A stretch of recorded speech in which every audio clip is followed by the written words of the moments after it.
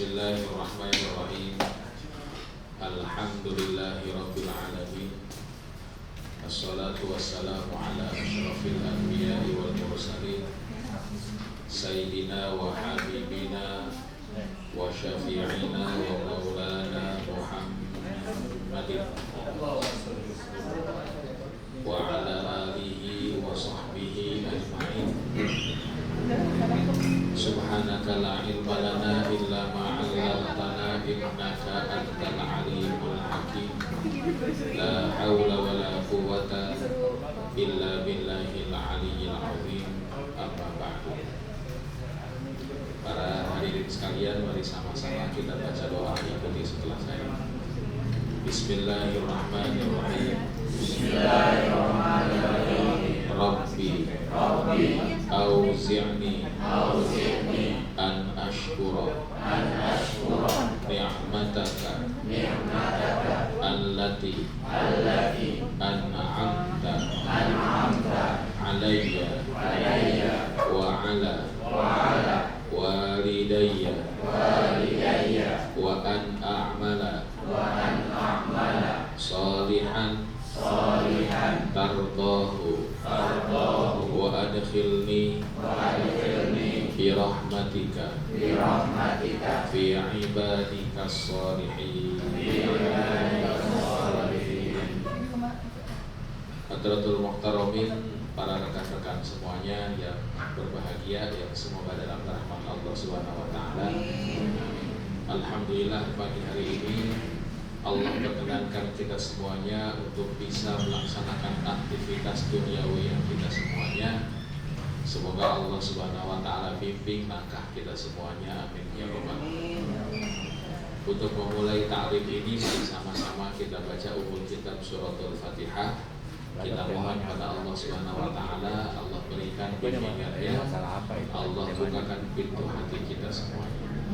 Ala halihi niyah wa likulli niyatin sholihah wa ila hadratin nabil mustafa Muhammadin sallallahu alaihi wasallam bi niyatil qabuli wa tamami kulli syukrin wa ma'mul. Al-Fatihah. Bismillahirrahmanirrahim. Alhamdulillahirabbil alamin. Ar-Rahmanir-Rahim. Maliki yaumiddin. Iyyaka na'budu wa iyyaka nasta'in. Ihdinas siratal mustaqim.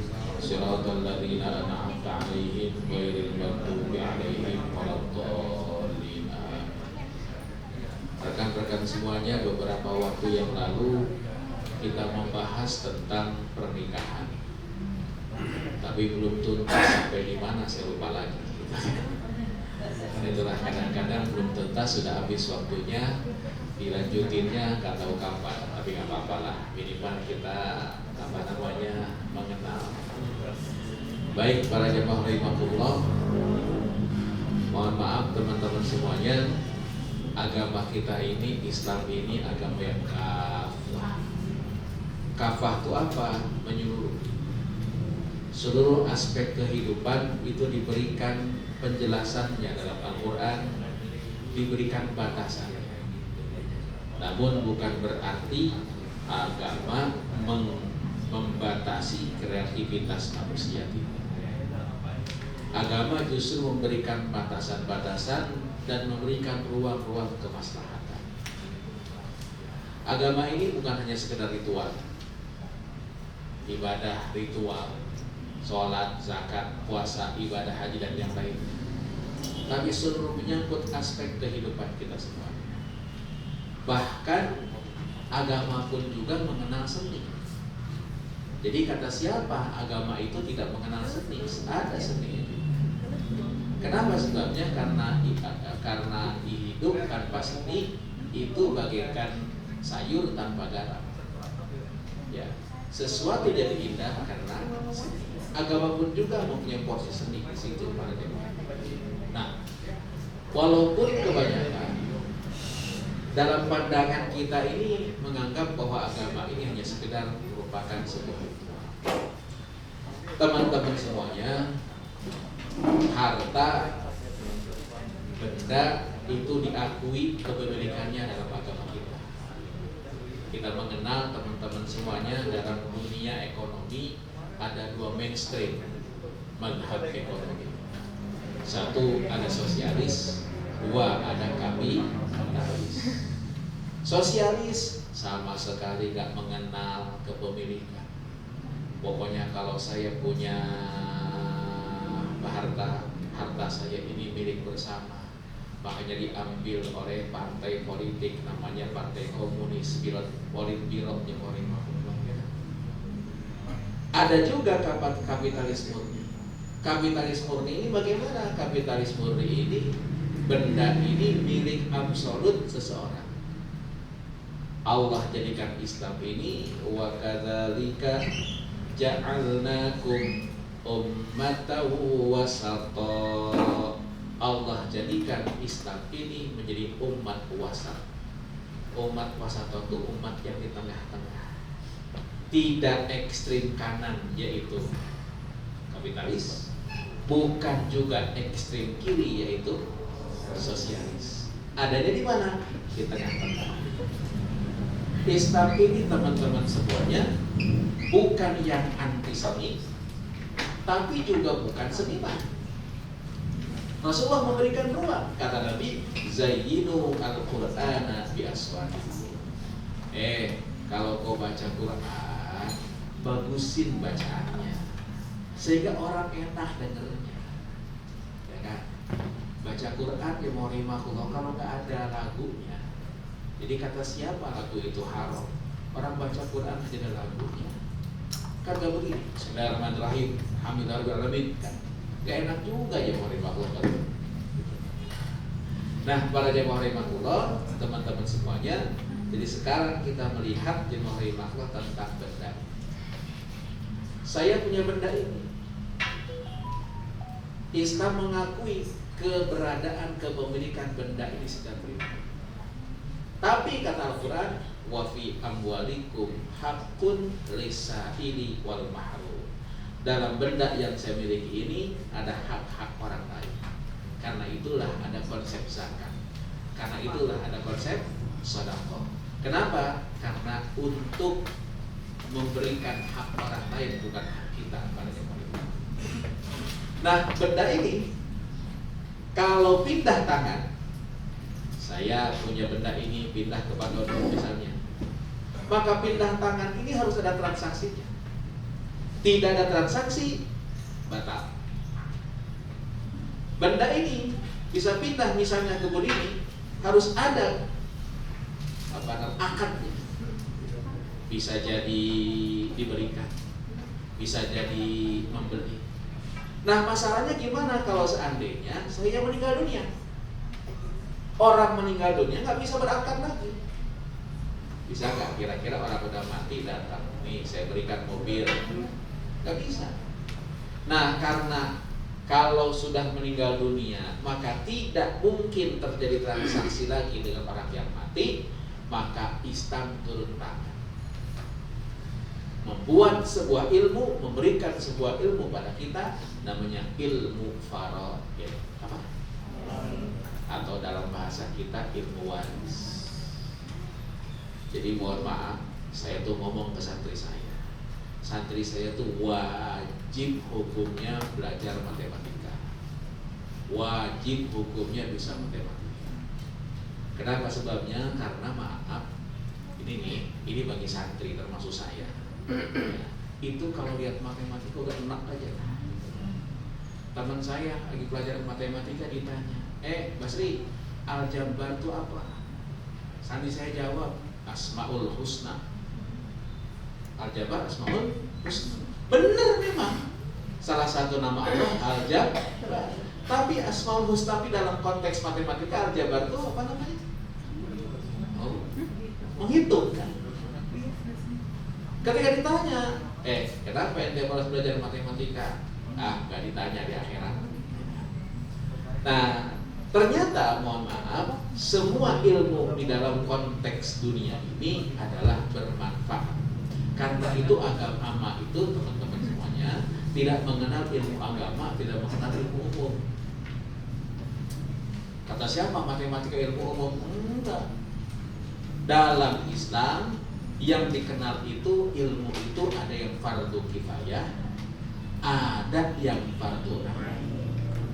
Ada kewajiban individu, ada kewajiban sebagian.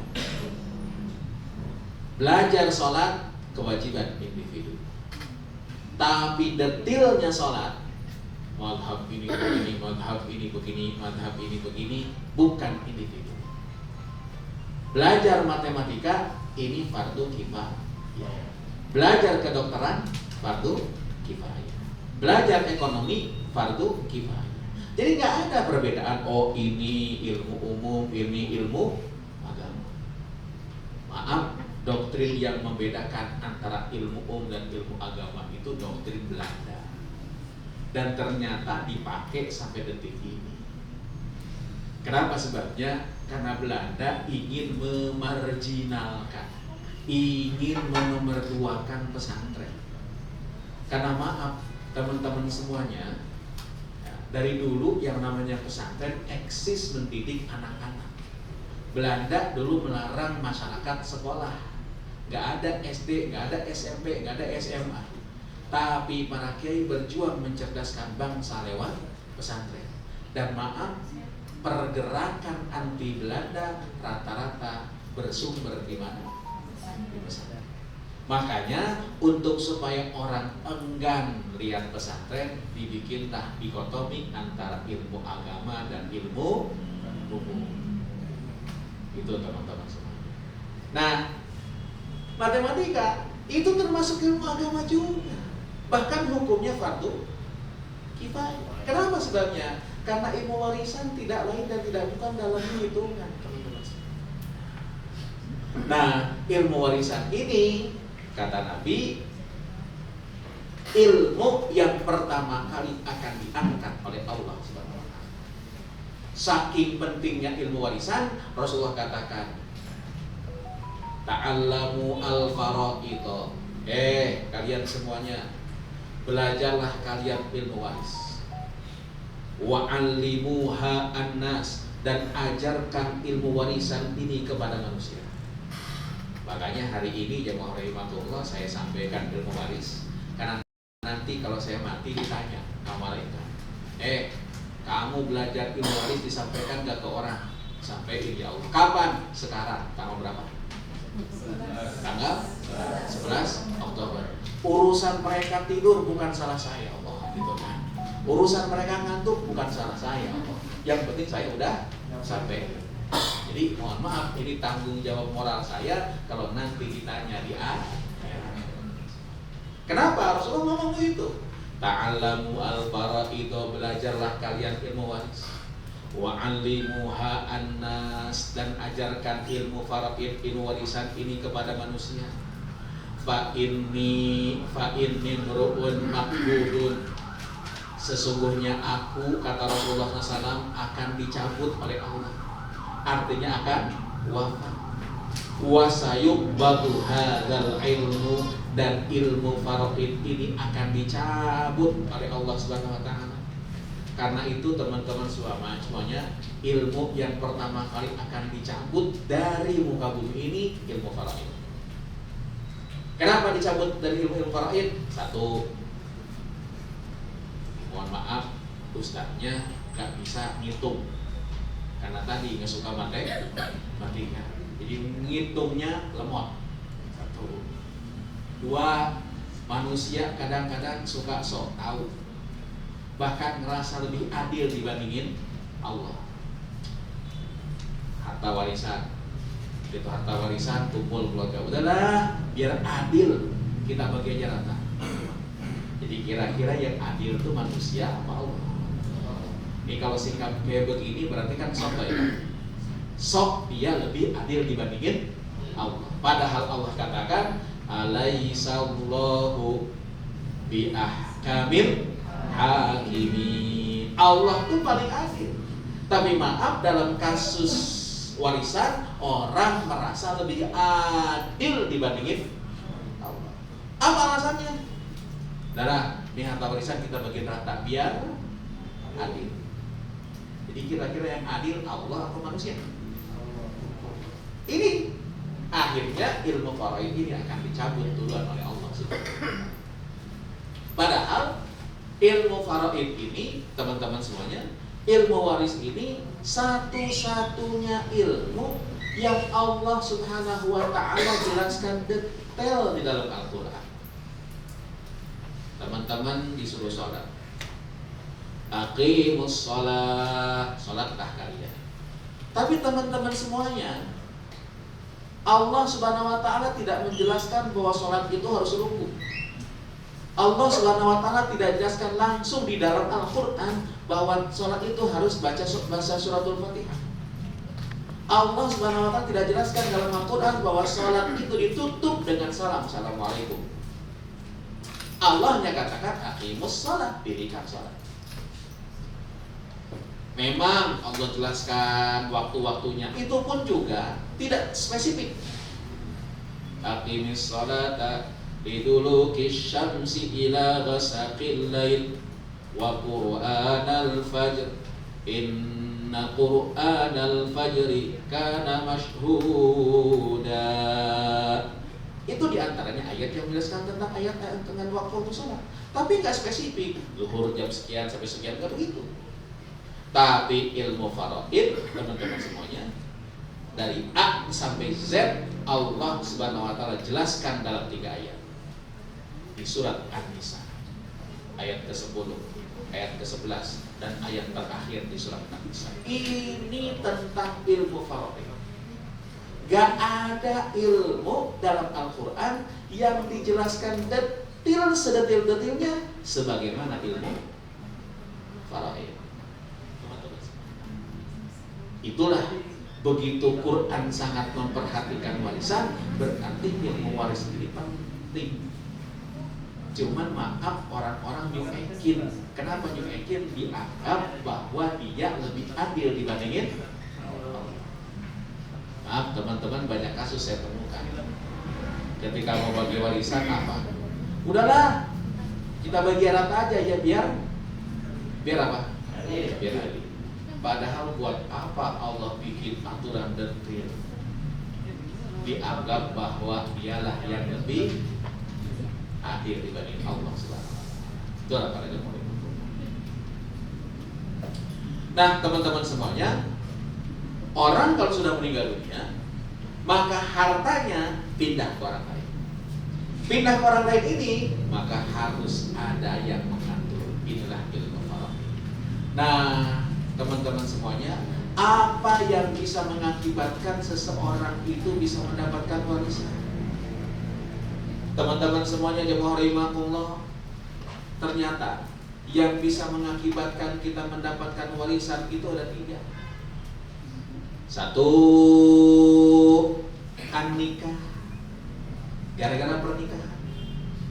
Nikah ini teman-teman bisa jadi akad, bisa jadi hubungan suami istri. Kenapa demikian? Ya, teman-teman semuanya, ada orang misalnya, Pasul, nggak ada Pasul, nggak ada tujuan. Ada orang misalnya Pak Dodo nikah sama janda tua umur 79 tahun, tapi kaya raya.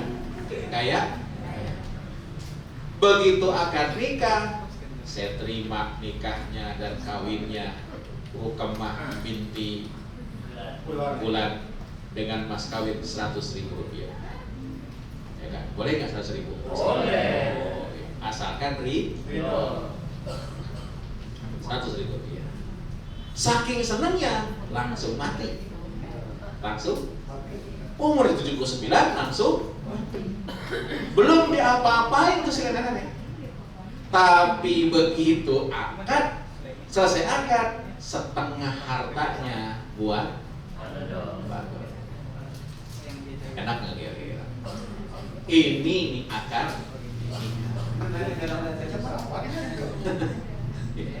Ini akad.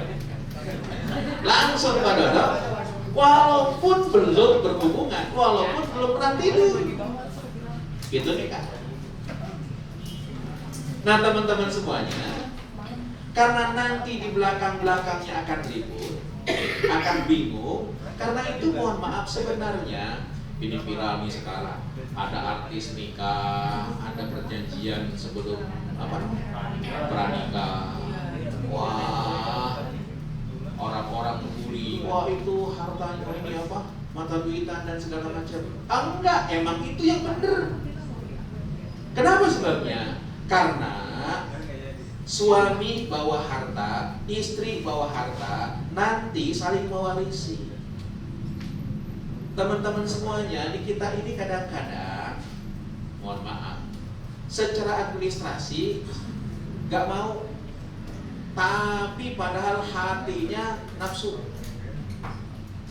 Ya, nanti akan bingung ketika, apalagi kalau seandainya suami bawa anak, istri bawa anak, seorang perempuan bawa anak, seorang laki-laki bawa anak, nikahlah. Habis nikah kemudian ada yang mati, bingung kan? Ngebagiinnya bagaimana? Nah, karena itu sebenarnya harta laki-laki dengan harta perempuan itu harus jelas pisah ketika mau nikah. Ya, kenapa saya sampaikan begini? Karena teman-teman semuanya ini banyak yang pada kerja kan. Teman-teman perempuan punya apa namanya? Banda, pasti punya benda.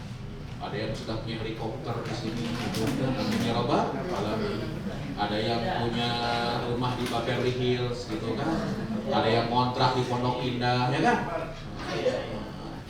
Mohon maaf, harta ini itu harus jelas ketika seorang laki-laki dengan perempuan menikah. Kenapa sebabnya? Yang menjadi warisan laki-laki itu adalah harta bawaan istri. Yang menjadi warisan bagi suami itu adalah harta bawaan laki-laki. Karena itu teman-teman semuanya, mohon maaf, yang namanya perjanjian pranikah itu adalah hal yang baik.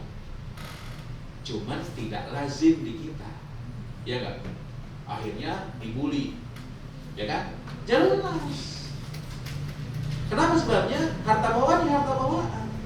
Apalagi mohon maaf, ada perempuan warisannya banyak, warisannya 3 hektar Jalan Sudirman, masya Allah, tabarakallah,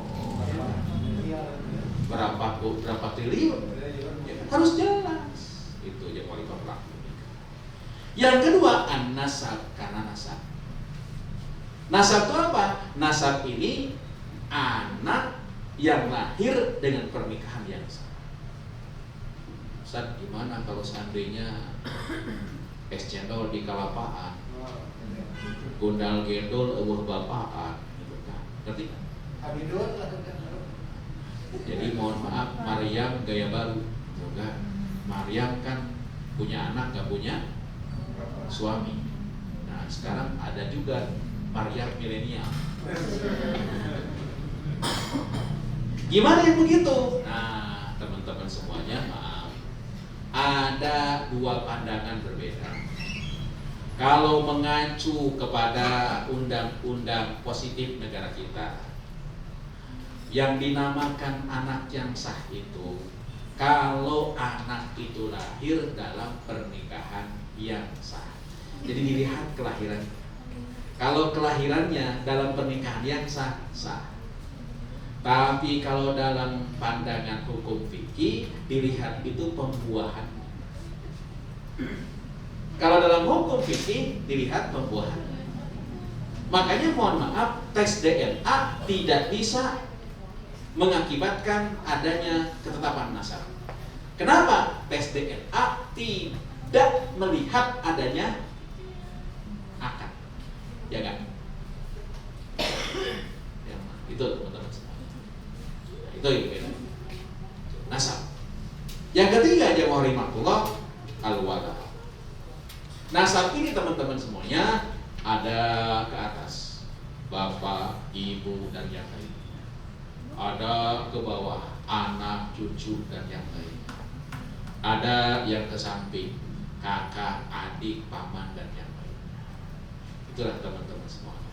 Karena itu mohon maaf teman-teman semuanya, ya, untuk nanti memudahkan urusan warisan, tolong jelas bahwa anak ini anak pungut, bahwa anak ini anak sebapak, bahwa anak ini anak seibu, bahwa saudara kamu tuh saudara sebapak, kamu tuh saudara seibu. Ini kadang-kadang di kita suka ditutup-tutupi, betul nggak? Kenapa sebabnya? Keenak. Maaf, dalam hukum Islam kata Al-Quran, wala ta'khudkum ra'fatun fi dinillahi in kuntum amantum billahi wal yaumil akhir wal yashhad 'adzabahuma ta'ifatun minal mu'minin. Teman-teman semuanya, di dalam surat An-Nur itu dijelaskan tentang penjilidan. Orang dipukul 100 kali kalau zina. Nah, ketika akan mukul kata Al-Quran, wala ta'khudkum ra'fatun fi dinillah. Jangan ngerasa kasihan. Aduh kasihan lah, jangan dah. Kasihan itu orangnya udah lemah banget, mana miskin tadi, enggak usah. Ya, enggak boleh. Apalagi dalam urusan kasar. Harus jelas. Ini saudara sebapak, ini saudara seibu, ini saudara sesua. Oh, ini bukan anak kandung, tapi anak angkat. Ini harus jelas dan harus dijelaskan. Bukan karena aduh kasihan, saya udah sayang banget. Nggak bisa teman-teman semuanya. Kenapa? Karena konsekuensinya panjang. Itu teman-teman semuanya. Urusannya bukan cuma dunia, tapi urusannya itu teman-teman semuanya. Tuh.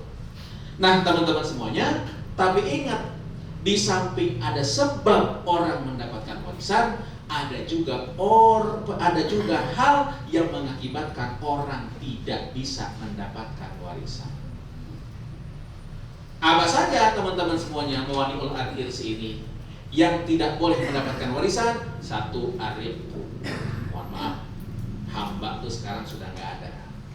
Slavery itu perbudakan.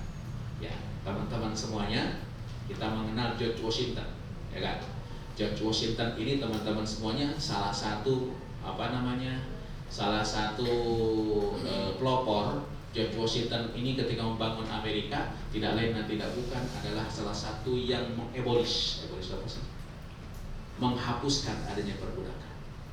Sebenarnya Islam dari awal sudah menghapuskan perbudakan, walaupun di Al-Quran suka disebutkan. Bukan berarti sekarang masih berlaku, teman-teman. Yang kedua, al-qatlu, kalau orang membunuh. Teman-teman semuanya pernah baca surat Al-Baqarah? Pernah baca surat Al-Baqarah? Nah, Al-Baqarah itu artinya apa? Sapi betina. Nah, kenapa kok di dalam surat Al-Baqarah dinamakan surat Al-Baqarah? Karena di dalamnya ada kisah tentang sapi betina. Zaman Nabi Musa dulu ada orang yang mati. Orang ini nggak ketahuan. Tiba-tiba nemuin orang mati di tengah jalan. Saksi nggak ada, CCTV mati. Zaman Nabi Nabi Musa. CCTV mati, nggak ada saksi. Akhirnya teman-teman semuanya, Bani Israel datang ke Nabi Musa alaihissalam. Wahai Musa alaihissalam, nih ada orang mati. Gimana nih? Kata Nabi Musa alaihissalam, kamu kalau pengen tahu siapa yang membunuh orang ini, kau potong sapi. Kata Bani Israel, atattakhiduna huzwa? Musa, kita datang minta petunjuk kepada engkau untuk menunjukin siapa yang bunuh mayat ini, bukan buat karyaan. Apa karyaan itu? Buat apa karyaan itu? Bahasa Betawi itu ya. Hajatan. Bukan untuk hajatan. Ngapain motong sapi? Mau hajatan? Bukan, motong sapi aja. Teman-teman semuanya, ya, zaman Nabi Musa alaihissalam itu ada anak laki-laki yang jujur banget sama ibunya. Punya sapi. Ya, sapinya ini teman-teman semuanya disuruh dijual sama ibunya. Neng, Jam, beli, jual gini sapi ini. Berapa dijualnya, Mak? 20 juta. Teman-teman semuanya dibawa ke pasar sapi di Purwakarta, ya kan? Datang ke Purwakarta, sebelum datang ke Purwakarta sampai Cikampek ada yang nyolek. Ya, kamu mau jual sapi ya? Iya, saya mau bawa ke Purwakarta tuh, di sana ada pasar hewan. Berapa mau dijual? Kata ibu saya 20 juta. Saya bayar 50 juta. Aduh dulu ya Kang, saya disuruhnya 20 juta. Saya lapor dulu sama ibu saya. Jadi kira-kira goblok apa pintar? Mohon maaf, ini namanya jujur. Yang jujur ini yang paling sulit, ya kan? Sekarang ini banyak banget tukang bohong, dan mohon maaf tukang bohong dipercaya lagi. Innalillahi wa inna ilaihi raji'un. Balik ke ibunya, ngomong ke ibunya, Bu, tadi di jalan ada yang nawar ini sapi, berapa nawarnya? 50 juta. Jual, jangan kamu tuh. Ya kan? Oh gitu Bu, 50 juta ya Bu ya, baik. Jalan lagi ke Purwakarta. Sampai di Cikalong, ada yang nepak, ada yang noel apa namanya? Nyoleh. Dicolek, ya mau jual sapi ini? Iya, berapa? 50 juta. Saya beli 100 juta. Aduh, tak dulu. Ibu saya nyuruhnya 50 juta. Jangan setor ke ibu 50 juta. 50 juta kantongin sama kamu. Nggak bisa. Ibu saya nyuruh 50 juta. Kalau ada orang begini kayak negeri kita, aman negeri kita, ya kan? Teman-teman semuanya balik lagi ke ibunya. Kata ibunya, jangan jual. Ketika ada gitu lagi, akhirnya dibawa ke ibunya. Orang itu berkata, Bu, ini sapi simpan, jangan dijual. Kalau ada yang nyari satu ketika, jual ini sapi dengan seberat sapi tersebut emas. Jadi kalau sapinya berat 250 kilo, jual 250 kilogram emas, harga emas. Masya Allah. Ternyata betul, Bani Israel disuruh motong sapi. Akhirnya sapinya tertuju ciri-cirinya kepada sapi tersebut. Teman-teman semuanya, sapi itu dijual dengan harga emas, lalu disembelih. Faqulna duribuhu bi ba'diha. Kemudian Nabi Musa motong ekornya. Faqulna duribuhu bi ba'diha, pukulkan ke badan sapi tersebut, ke badan mayat tersebut. Begitu mayat dipukul dengan buntut sapi, jangelek. Apa jangelek itu? Sangar. Siuman. Ya ini bahasa Jerman. Ya, teman-teman nggak akan ngerti. Langsung siuman lalu berkata, yang bunuh saya paman. Habis itu mati lagi. Nah teman-teman semuanya, pamannya kenapa membunuh orang ini? Teman-teman semuanya maaf, anak ini anak satu-satunya. Bapaknya konglomerat. Bapaknya ini punya adik satu-satunya. Kalau seandainya ada anak laki-laki ini, pamannya nggak dapat apa-apa. Makanya supaya dapetin warisan, maka anak ini diapain? Dibunuh supaya hartanya bapaknya ini datang ke adiknya semua. Maaf teman-teman semuanya, karena si adik ini membunuh ahli waris, maka maaf, si adik ini tidak boleh mendapatkan warisan selama-lamanya. Ya, bahkan ada sebuah kaidah memori, ada sebuah kaidah fikih, ya, man ta'ajjal bi syai'in uqiba bi hirmani. Kalau seandainya pengen cepat-cepat mendapatkan sesuatu, justru akan mendapatkan kebalikannya. Karena itu hidup mah santai aja dah. Gak usah ngoyo, ya kan? Kalau masih pakai motor, syukuri aja motornya. Kalau pakai kijang butut aja dah. Gak usah ngayal punya apa, ya kan? Teman semuanya. Ya, tuh teman-teman semuanya. Tuh apa namanya? Satu. Yang kedua apa namanya? Bunuh. Yang ketiga teman-teman semuanya, ikhtilafuddin. Orang yang berbeda agama maka tidak bisa saling mewarisi. Tidak boleh saling mewarisi. Apa kata Nabi? La yarisul mu'minul kafira walal kafirul muslim. Orang muslim tidak bisa mewariskan pada orang kafir pun tidak bisa mewarisi dari orang muslim. Ikhtilafuddin. Karena itu hati-hati teman-teman, jangan sampai anak-anak kita jatuh pada kekafiran. Kenapa? Konsekuensinya bukan cuma di akhirat, di dunia pun juga konsekuensi. Salah satunya apa? Warisan yang ada anak-anak, ya, ada anak teman-teman semua. Bapaknya konglomerat, tapi non muslim, meninggal dunia gak dapat warisan. Gimana dong? Saya kan pengen dapat warisan. Teman-teman, bukan warisan namanya. Boleh aja kalau hibah. Kalau hibah boleh nggak? Boleh.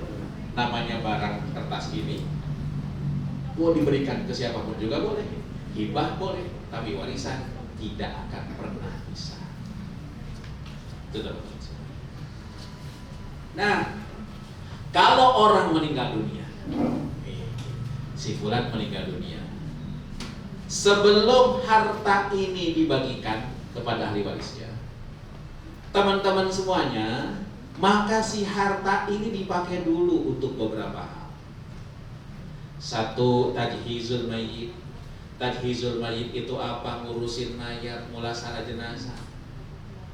Nah, apa saja? Mandiin. Kira-kira mandiin, ngasih uang nggak ke orang yang mandiin? Ngasih. Emang teman-teman mau mandiin? Kadang-kadang orang-orang kita ini takut mandiin. Ya, ada jamaah saya pertama kali menerima mayat di kuburan, itu seminggu kebayang terus tuh mayatnya. Mau makan melihat mayat tersebut, mau makan ingat mayat tersebut, ya kan? Makanya orang pada takut. Itu pertama kali. Teman-teman semuanya, mandiin mayat itu yang paling afdal tuh keluarganya. Ya, kalau ibu meninggal dunia, yang afdal itu anak perempuannya. Kalau yang bapak meninggal dunia berarti anak laki-laki. Bukan amil.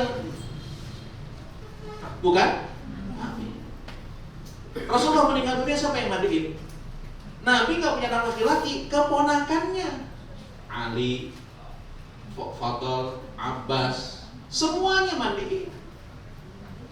Karena itu teman-teman semuanya harus belajar mandiin. Nah, kenapa? Siapa tahu putranya meninggal dunia. Siapa tahu orang tuanya meninggal dunia. Yang paling afdal adalah keluarga. Satu, mandiin mayat. Dua, takjil itu apa? Mengkafani. Teman-teman semuanya mengkafani. Itu paket mayat itu ternyata mahal. Ya kan? Ya. Ini saya baru tahu. Itu kain kafan dan segala macam itu mahal. Dari mulai 500 juta sampai 10 juta.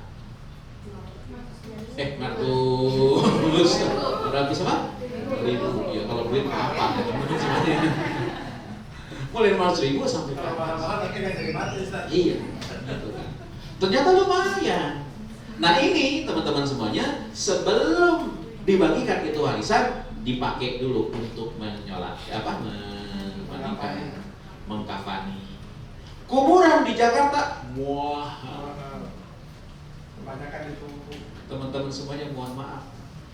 Satu ketika saya ditelepon jamaah, Ustaz tolong dong datang ke rumah saya. Kenapa? Putra saya meninggal dunia Ustaz, ada yang ngurusin. Udah saya datang ke rumah, ya ngurusin segala macam, termasuk nguburin. Gimana nguburin? Ke San Diego Hill. Saya pengen tahu San Diego Hill itu gimana. Berangkat kita ke Karawang. Saya tanya, Bapak, ini satu kuburan berapa harganya? Ada yang paling murah 114 juta. Satu kuburan 114 juta. Ini kuburannya Ustaz mau ngadep ke taman, mau ngadep ke danau, terserah. Mau ngadep ke danau lebih mahal. Berarti itu mayat kalau malam penuh bisa mancing di situ. Masya Allah. Mohon maaf teman-teman, saya mengingetin, kalau satu ketika teman-teman meninggal dunia, gak usah di tempat yang mahal-mahal. Emangnya kalau di San Diego Hill malaikat takut apa? Itu kan? Kan enggak. Mubadzir. Kalau nggak saya katakan haram, masa kuburan 1 miliar? Ya, mubadzir. Kalau nggak haram itu mubadzir. Mendingan pakai buat kemaslahatan umat. Jariahnya terus ngalir. Jangan mentang-mentang punya duit, teman-teman semuanya kuburan aja Nah, yang pasti harus dikuburkan. Biayanya ada nggak? Ada. Ini teman-teman diambil dari mana? Diambil dari harta warisan. Kalau yang mati nggak bawa warisan, maka yang wajib memberikan nafkah pada orang tersebut wajib membiayai. Orang tua kita wajibnya bagi anak laki-laki. Anak laki-laki wajib memberikan nafkah kepada orang tuanya. Karena itu teman-teman semuanya, anak laki-laki tidak boleh memberikan zakat kepada ibunya, tidak boleh memberikan zakat kepada bapaknya. Saudara perempuan, kewajiban anak laki-laki. Karena itu mohon maaf, adik kakak perempuan tidak boleh menerima zakat dari saudara laki-laki. Kenapa? Karena saudara perempuan wajib dinafkahi oleh kakak laki-laki. Jadi mohon maaf, karena itu laki-laki dalam urusan warisan lebih besar dapat 2 bagian. Kenapa? Salah satunya ngurus saudara kita perempuan. Nah, jamaah rahimakumullah, setelah jazmizul maid selesai, dicari hutangnya. Hutangnya 2 macam. Ada hutang sama Allah, ada hutang sama manusia. Hutang sama Allah dalam bentuk apa? Dalam bentuk kafarat. Orang ini pernah janji, tapi janjinya nggak ditepati, maka dia harus ngasih fakir miskin 10 orang. Orang ini pernah bayar melanggar larang ihram, maka dia harus bayar kafarah. Ya kan? Orang ini belum bayar zakat.